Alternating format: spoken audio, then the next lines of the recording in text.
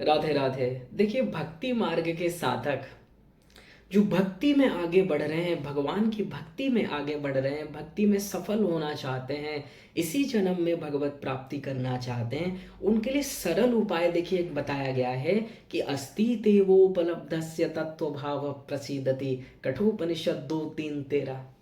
कि आप निरंतर भगवान को रियलाइज करो अपने साथ। क्योंकि देखिए, आप जब अकेले अपने आप को मानने लगते हो ना कि मुझे अभी कोई नहीं देख रहा है, तभी व्यक्ति पाप करता है। मोस्टली यही देखा जाता है कि पाप व्यक्ति कब करता है, जब वो सोचता है मुझे कोई नहीं देख रहा है। संसार में भी आप देख रहे होगे, आप कहीं जा रहे हो, सड़क में किसी का पर्स गिरा हो तो आप चारों तरफ देखते हो कोई मुझे देख तो नहीं रहा है। और सपोज आप उठा रहे हो और आपको पर्स जैसे ही आपने उठाया किसी ने देख लिया, तब आप अपने पास नहीं रखते हो, क्योंकि संसार का आपको भय है कि अगर मैं अपने पास रखूंगा ये सब मिलकर अभी पिटाई करने लगेंगे, ये जिनका है उनको दे देना चाहिए।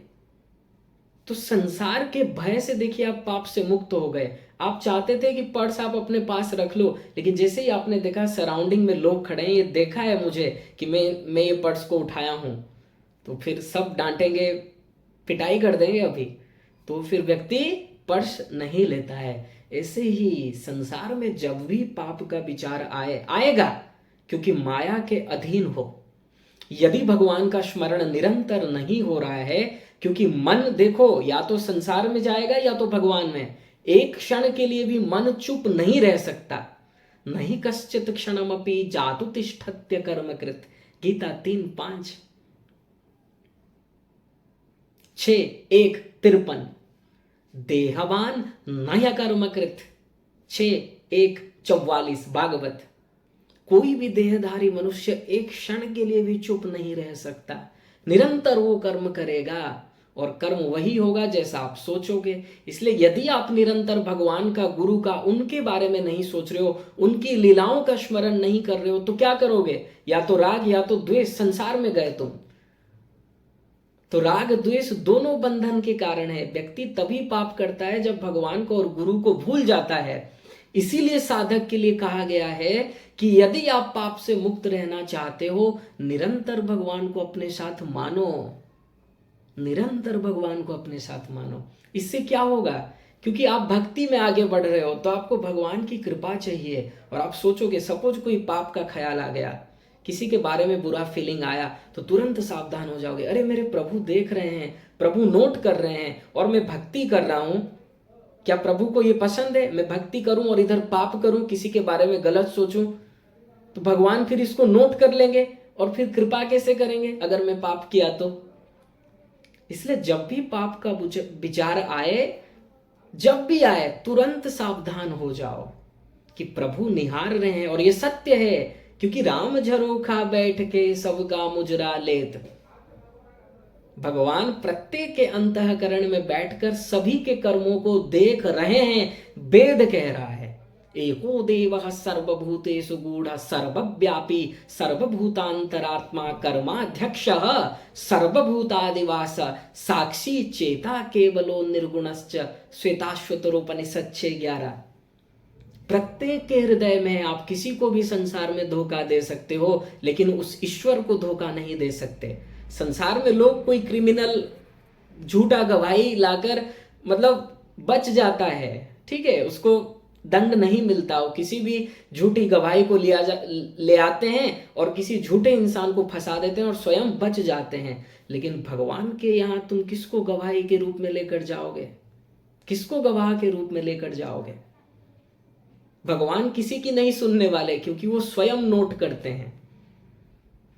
इसलिए कोई ये सोचे कि वहां कुछ हम बहाना लगा देंगे, नहीं हो सकता भाई। भगवान सब कुछ जानते हैं, सब कुछ नोट कर रहे हैं, ठीक है। इसलिए भक्ति मार्ग के साधक, क्योंकि व्यक्ति जब अपने को अकेला मानेगा और इधर मन में बुरा विचार आया तो वो पाप कर देता है, जो नहीं करना होता है वो कर देता है। इस सभी का एक्सपीरियंस है, आप स्वयं अनुभव कीजिए और अपने आप से पूछिए, होता है या नहीं होता है। इसलिए यदि हम और आप निरंतर ये प्रयास करेंगे कि भगवान निहार रहे हैं, गुरु निहार रहे हैं, वो क्या सोचेंगे? एक तरफ हम भक्ति कर रहे हैं और एक तरफ ये नौटंकी, कृपा कैसे होगी? क्योंकि वहां तो अनन्य भक्ति का शर्त है। अंतःकरण शुद्ध कैसे होगा? अनन्य भक्ति का बात छोड़ो, अंतःकरण शुद्ध कैसे होगा अगर हम 2 घंटे भगवान का स्मरण कर रहे हैं, बाकी 22 घंटे संसार में लगा रहे हैं? इसीलिए कहा गया है निरंतर निरंतर निरंतर। प्रत्येक श्लोक में, गीता का वो श्लोक आगे भी एग्जाम्पल दिए हैं, 8वें अध्याय का 14वां श्लोक, कि अनन्य चेता सततम यो माम स्मरति नित्य स। अनन्य चेता सततम, एक बार कह दिया निरंतर, और यो माम स्मरति नित्य स, फिर नित्य कह रहे हैं, और तस्याहम सुलभः पार्थ नित्य युक्तस्य योगिन। फिर कह रहे हैं नित्य युक्तस्य, 3 बार भगवान कह रहे हैं नित्य नित्य नित्य जो मेरा स्मरण करे उसके लिए मैं बहुत सुलभ हूं। अर्थात जो भगवान, लोग कहते हैं ना भगवान बहुत मुश्किल से मिलते हैं, भगवत प्राप्ति बहुत कठिन है, दुर्लभ है, तो भगवान कह रहे हैं दुर्लभ नहीं है। दुर्लभ उन लोगों के लिए है जो भगवान की ओर बिल्कुल भी नहीं चलते और पहले ही कह देते हैं दुर्लभ है। भगवत प्राप्ति से ज्यादा न तो कोई सरल है, सरल चीज है, और ना कोई कठिन चीज है। कठिन उनके लिए है जिनको विश्वास नहीं है, जिनको संसार में आसक्ति भरा पड़ा है, जिनको वैराग्य नहीं है, उनके लिए कठिन है। लेकिन जो सरल हैं, वेद शास्त्रों में विश्वास है, गुरु की वाणी पर विश्वास है, उनके लिए कठिन नहीं है, सरल है। ये आपके ऊपर डिपेंड करेगा, आप इसको सरलता में, सरल रूप से पा रहे हो या कठिन बना रहे हो, आपके ऊपर ही डिपेंड है। इसलिए कभी मत कहिएगा कि भगवत प्राप्ति कठिन है। कठिन उन लोगों के लिए है जिनको वेद वाणी पर विश्वास नहीं है और संसार में घोर आ सकते हैं, अर्थात उनका अंतःकरण, उनका प्रारब्ध अभी अच्छा नहीं है, आप ये कह सकते हो। संस्कार अभी अच्छा नहीं है, अच्छे संस्कार उत्पन्न नहीं हुए हैं, अच्छे संस्कार अभी उत्पन्न नहीं हुए हैं उनके, इसलिए उनका आसक्ति संसार में भरा पड़ा है, वैराग्य नहीं हो रहा क्योंकि संस्कार अच्छे नहीं है। इसलिए सभी साधकों को निरंतर भगवान और गुरु को रियलाइज करना चाहिए। इससे एक तो ये रहेगा, देखो, एक तो आप पाप से बच जाओगे और दूसरा ये होगा जितना बार आप अपने मन में हरि गुरु को लाओगे ना, उतना आपका मन शुद्ध होगा, क्लीन होगा। क्लीन वस्तु को लाओगे क्लीन होगा, गंदे संसारियों को लाओगे गंदा होगा। भगवान दिव्य हैं, माया से परे हैं, गुरु दिव्य है, माया से परे हैं, भक्त दिव्य हैं, माया से परे हैं। इनको लाओगे तो दिव्य बनेगा, अंतःकरण शुद्ध होगा। संसारियों को लाओगे तो यहाँ 3 गुण है, सत्व गुण, रजोगुण, तमोगुण। जैसे गुण के व्यक्ति को लाओगे वैसा आपका मन हो जाएगा, वैसा ही कर्म होगा, वैसा गति मिलेगी। इसलिए यदि अपना अच्छा गति भी चाहते हैं आप लोग, भगवान और गुरु का निरंतर स्मरण कीजिए, क्योंकि वही आपके हैं। पहला बात, वही आपके काम आने वाले हैं, वही आपके संबंधी हैं, वही सर्वस्व हैं आपके।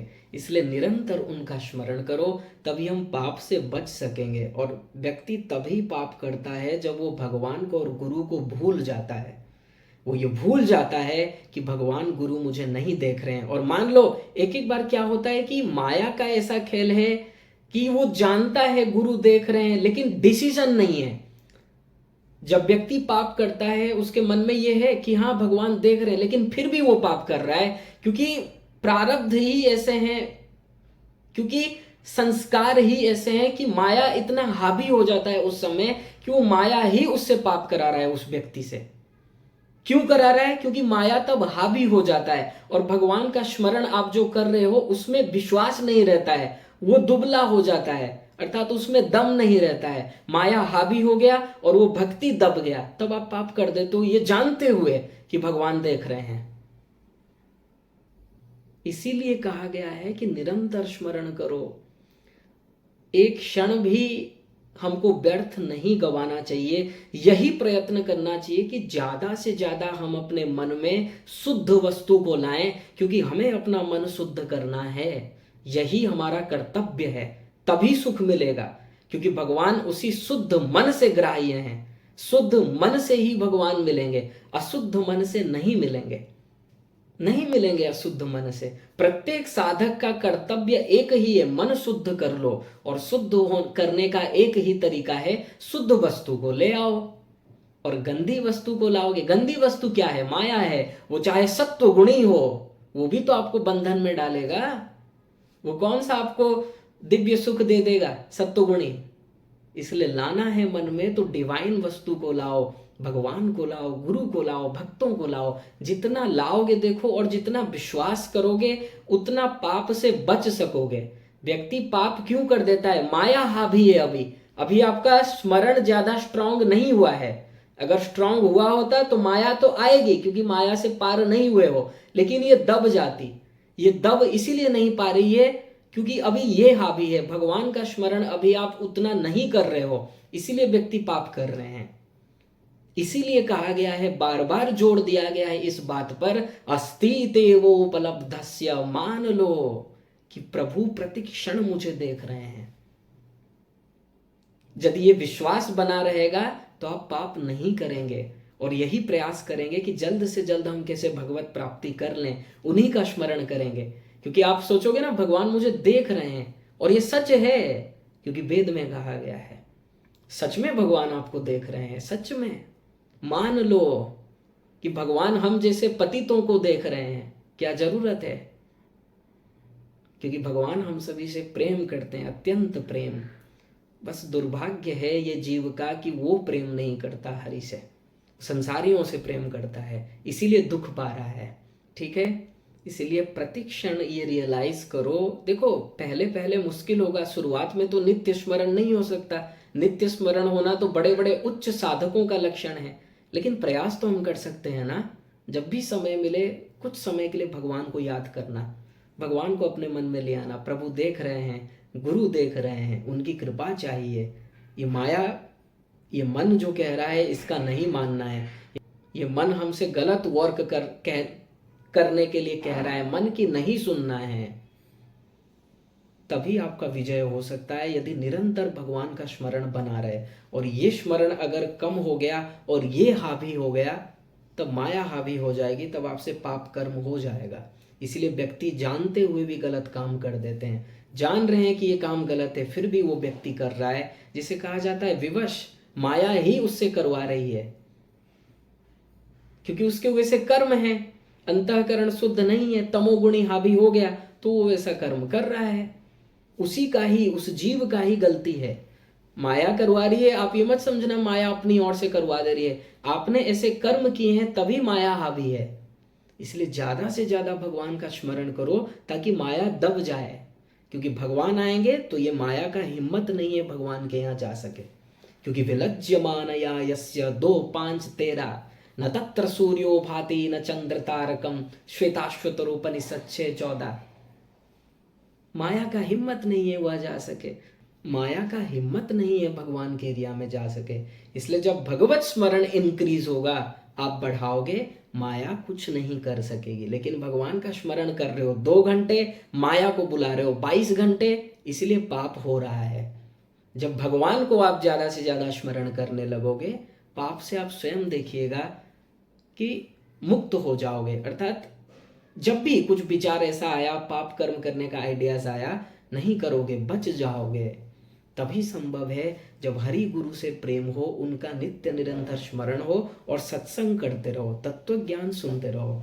क्योंकि तत्व ज्ञान एक ऐसा औषधि है, ऐसा मेडिसिन है, यदि उसका आप विस्मरण कर लिए, भूल गए, तो तत्व विस्मरणात् भय की बत, मनुष्य पशु से भी बदतर हो जाता है तत्व ज्ञान भूलने से।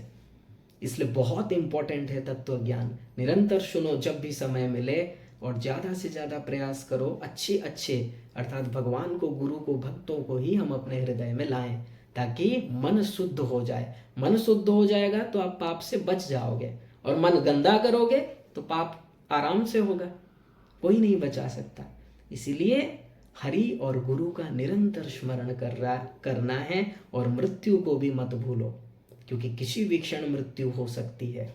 इसलिए कहा गया है कि 2 ही बातन को याद रख, जो चह निज कल्याण, नारायण एक मौत को, दूजे श्री भगवान। एक मौत को याद रखो, भगवान को याद रखो, तभी कल्याण होगा। राधे।